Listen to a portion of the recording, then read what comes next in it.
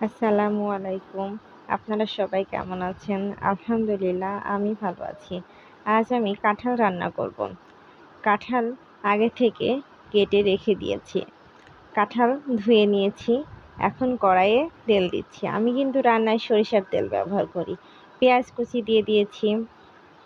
তারপর কাঁচামরিচ, জিরে বাটা এবং শুকনো মরিচের সামান্য গুঁড়া দিয়েছি, হলুদ দিয়েছি, সামান্য পরিমাণ পানি দিয়ে মশলাটা কষিয়ে নিয়েছি। কাঁঠালগুলো ঢেলে দিলাম। এখনই পানি দিয়ে দিব। পানি দেওয়া হয়ে গেছে আমার। এখনই বলক উঠবে। বলক উঠে পড়েছে। হয়তো সিদ্ধ হয়ে যাবে এখনই। সিদ্ধ হয়ে গেছে কাঁঠাল। আমার রান্না প্রায় শেষ।